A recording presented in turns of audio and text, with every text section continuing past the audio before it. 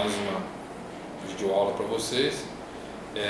Se vocês perceberam, nós dividimos os exercícios da disciplina Lógica 2, assim como a de Lógica 1, em 4 grupos, né? O primeiro grupo de exercícios diz respeito à história da lógica. O segundo grupo diz respeito à lógica formal, propriamente dita. O terceiro bloco diz respeito à compreensão de trechos do Tractatus do Wittgenstein, né? E por último, nós temos o quarto bloco diz respeito à interpretação de textos, né? Claro, textos associados que têm relevância para a história da lógica. Essa aula que vocês vão assistir agora, ela pretende justamente atender a esse bloco, né, que é de exercícios relacionados à história da lógica, e aquele último bloco que é o de interpretação de texto.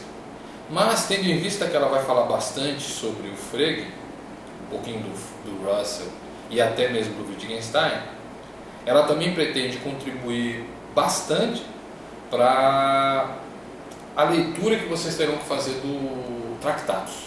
Então a ideia é atender pelo menos 3 itens que estão colocados aqui, né? História da lógica,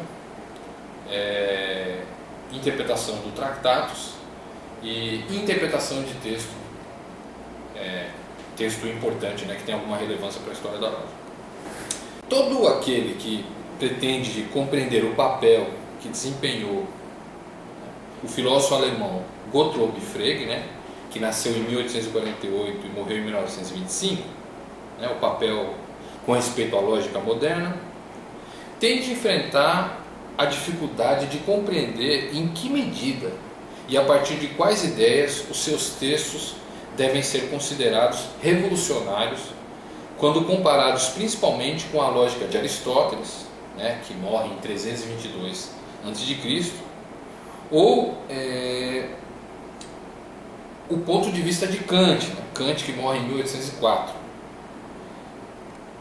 quanto à natureza da lógica, né? O que esses autores entendem, né?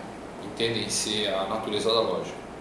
Ora, é claro que essa revolução, né, se podemos dizer que Frege é revolucionário, é posterior, e essa é uma coisa importante para nós, a nomes como o de George Boole, que morre em 1864, De Morgan, que morre em 1871, esteve associada e foi continuada por nomes como os de Russell, que morre em 1970, né, muito recentemente, Hilbert, que morre em 1943, e o Wittgenstein, né, que morre em 1951.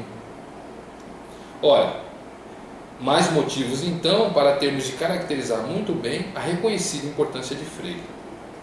Além disso, é sabido que, especialmente depois de Gödel que morre em 1978, né, um pouquinho depois do Russell, e Quine, né, que morre em 2000, né, um autor importante que teve no Brasil e influenciou determinantemente a lógica praticada no Brasil, né?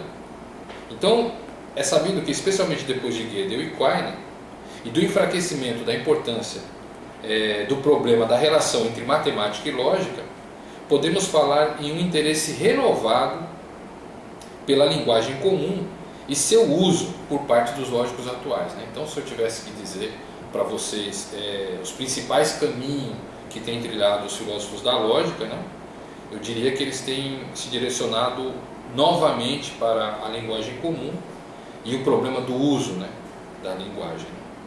O que pode ser, dessa linguagem, né?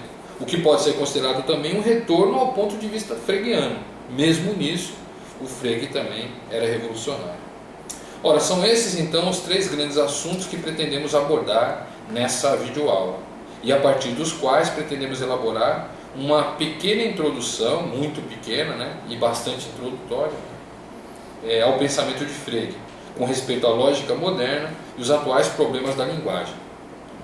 Assim, essa videoaula vai estar dividida em alguns movimentos. Então, a gente começaria tratando do Frege com relação à revolução que ele parece ter alcançado com respeito ao Aristóteles e ao Kant. Na verdade, com respeito à tradição. Então essa é a primeira parte da nossa videoaula.